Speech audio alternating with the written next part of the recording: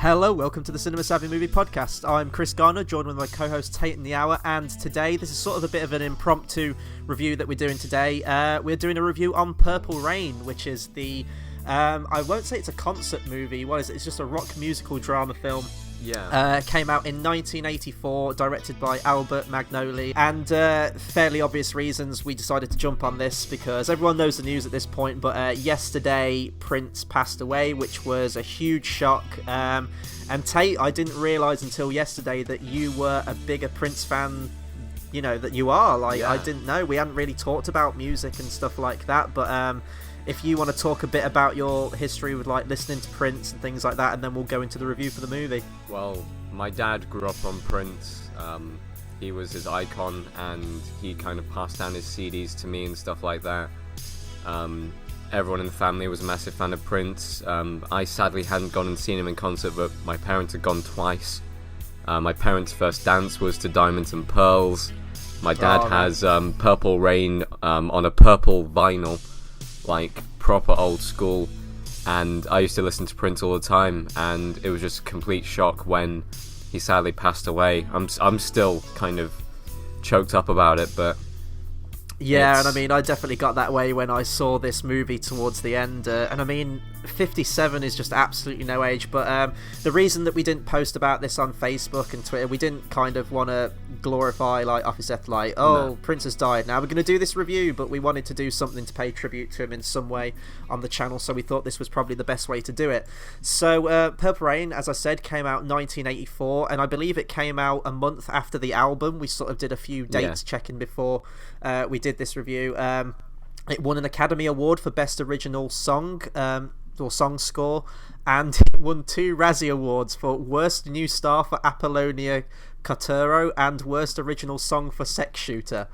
I won't say it's the worst song, but no. It's fairly enjoyable. So this was actually your first time watching the movie. Yeah, even though I've listened to the album many times, but I've never actually seen the movie before. It's my favourite Prince album.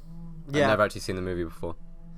Yeah, I mean, the album itself is one of my favourite albums of all time. I'd put it way up there, like in my top 5, possibly even top 3. Absolutely love that album to death, and I guess it was sort of by accident that I even found out this movie was a thing. I think I saw this for the first time about 2 years ago, I think. And okay, if we're going to go into it briefly now, just sort of our overall thoughts, and then we'll go into bits in depth. Oh, by the way, this is going to be a complete spoiler-filled review as well. We sort of do this with the older films that have been out for a while. We just jump straight into spoilers. And to be honest, there's really not a lot of plot in this to spoil. Let's be honest. But this is a guilty pleasure movie for me. It's inherently not a good movie. You really just watch this for the music video-like segments of Prince's music. And I think you basically had exactly the same review, right? You thought exactly the same. I feel like this movie, it doesn't base heavily on plot, let's just say that. But the music, it may be the best like movie soundtrack of all time. It's definitely up there, yeah. And I mean, we said there wasn't much plot, but for what plot there is, do you want to read off the trusty IMDb, what it has listed as? I will read off the trusty IMDb. So, a young musician tormented by an abusive situation at home must contend with a rival singer, oh my god, I cannot pronounce that word. Romance, a burgeoning romance and his own dissatisfied band as his star begins to rise. So basically, Prince plays a young rising star who has to deal with girl trouble, home trouble, and band trouble. Yeah. And let's be honest, this film really is sort of an ego trip for Prince, right? I mean, the whole film sort of revolves around it. He plays a character called The Kid, but he's playing Prince. Let's be honest, he's playing Prince. And I think, don't quote me on this, but I think all of the other music in it that isn't what Prince sings in the film is still all produced and written by Prince. So I'm not sure about the stuff sung by the time, but it's a very similar sound, though, isn't it? Like, well, it was the like era, wasn't it? Oh, yeah.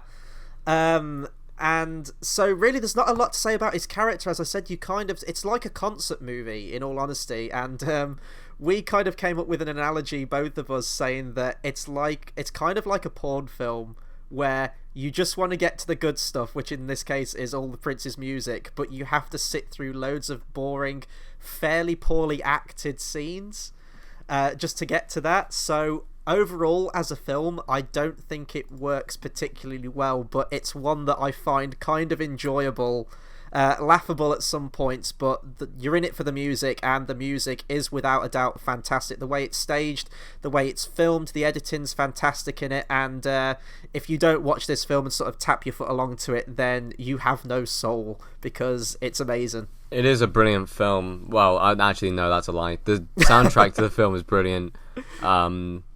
And I feel like Prince's legacy is what he's leaving behind is phenomenal. I mean, he was bringing out like new music almost every year, wasn't he? Yeah, pretty much. Yeah, his list of albums is insane. And if you have a look at like what people are saying about him, people are saying he was a nice guy. Very little kind of hate between him and other people, and it's just so sad that he's now gone. Yeah, and he was a very eccentric person, and you can sort of see that in his performances and his image and things like that. But in person, he was very quiet, very unassuming, and very, very strange, because there's a video, a brilliant video actually, by Kevin Smith, who filmed something for Prince, and he sort of describes his time with him and just the wacky things that Prince was saying and just his attitude to stuff. But no, it was really cool, and you really see Prince sort of open up when he's on stage, because he puts on a fantastic show in this. I mean, he can sing, he can dance, like the moves he throws in like the last couple of songs in this movie are just insane. I mean, he's moving around playing an instrument, and as a guy who kind of plays the guitar myself, moving around and doing all that kind of stuff whilst playing is incredibly difficult to do. He mastered all different kinds of instruments as well, and you see that in the movie. But let's talk about some of the other characters. Well, first off, the actual character that Prince is playing, is not a good guy, really. No, I mean, he isn't. The sort of moral of the story, I guess, is that you can take a woman, force her to get naked and jump in a pond, almost drive off and leave her there, beat her, but in the end, it's all going to work out. You know, it's all going to be lovely. I feel like this film tries to attempt at an idea of redemption, but it doesn't go anywhere near there. I mean, it tries to kind of get into that element, so it has him treating her not very well, has just all these things going badly, and then in the end he sings Purple Rain and he wins her back, and it feels kind of bittersweet in the end, because you know that it shouldn't have ended up that way, and what he's done is unforgivable, but she's forgiving him anyway. Yeah, no, and really there's no subtlety in this movie at all. Like, it tries to deal with all these themes, and you just kind of shaking your head at it like, just get to the music, please, because it's just hilarious. Like, there's the stuff with his home life as well. In a really bizarre scene as well, where it's like his dad shoots himself in the head and commits suicide, and then all of a sudden you see him on like a hospital bed being wheeled out, and he's twitching, and then at the end he's completely fine. I don't know. He's got the bandage around his head, and you hear the gunshot. So did he shoot himself in the head? Did he shoot himself anywhere else? Did he shoot his toe? I don't know what happened there. It's really, really weird. It's like a lot of the in-between scenes are very weirdly put together and sort of orchestrated how the scene actually plays out. You watch this film for the music. That's all we can say. Oh yeah. Because other actors like Apollonia, who plays the character of Apollonia, she is pretty bad, I'm not gonna lie. There's whether she's Razzie worthy, I'm not sure, but she's not a good actress in it. Let's talk about my favourite character in this though. Oh man, Morris Day in this film is so enjoyable to watch. The best way I can describe his character, if people haven't seen this movie, is sort of a bizarre mashup of Chris Tucker's character from Fifth Element mixed with George Washington Duke from Rocky 5. Every single scene that this guy is in is hilarious. Just his antics, he's so zany, he's so energetic. He actually does a really, really great song at the end called The Bird, which is amazing. And also, this film showcases one of the best wingmen in a film you will ever see, with the character of Jerome. If you're gonna have a list for me, you're gonna have like Goose from Top Gun, like Short Round from Indiana Jones Temple of Doom, Bob from Tim Burton's Batman '89, and then right at the top of this, you're gonna have Jerome. These two just work off each other so brilliantly, and they're hilarious. And I kind of wanted to see Morris Day win at the end, in all honesty. Like, Purple Rain is a very, very different song to what The Time does at the end, but both good in their own way. But goddamn, he's just so likable. He's just so egotistical and arrogant, and I love every single minute he's on screen. I want to know when that sweet thing shows up. You see her? Come get me, cool? Cool, I come get you, let you know the girl's there. Not if I'm with my other babes, that wouldn't be cool. I don't want to break their hearts. So we ought to have like a signal. A password. Okay, what's the password? You got it. Got what? The password. Password is what? Exactly. The password is exactly? No, it's... Hold it. Slow down. The babe walks in. You see her. I see her. You come get me. I come get you. And I probably have a couple little sexies on standby, so you glide by me and you say what? Okay. The password is okay? As far as I'm concerned. Damn it, say the password. What? Say the password, onion head. The password is what?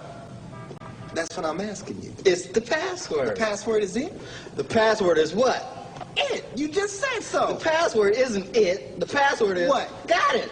I got it? Right. It or right? No, he was really good, and like all of the time in that film, I wouldn't say that their song was Razzie worthy at all. I'd say their music was actually quite entertaining. It was a nice breakup from the actual thing. It wasn't their song that was nominated. It was the one that Apollonia does. Okay, that's fine. That makes sex sense. shooter That one. makes more sense. I was going to say, you can't hate. You can't hate on The Time. Jungle Jesus. Fever Yeah, and no. The Bird. It's amazing. So I'm actually trying to think of anything else I could talk. I really like Prince's purple bike in it. Like, there's the whole purple theme going on with him. That bike is sweet. His final performance of Purple Rain, I feel like, will go down in history as a key movie scene, because I think for most of the song it's just focusing on his face. Yeah, singing the song. Yeah. It sort of cuts to the crowd as well, and you see the reactions and the manager of the bar where they get gigs at.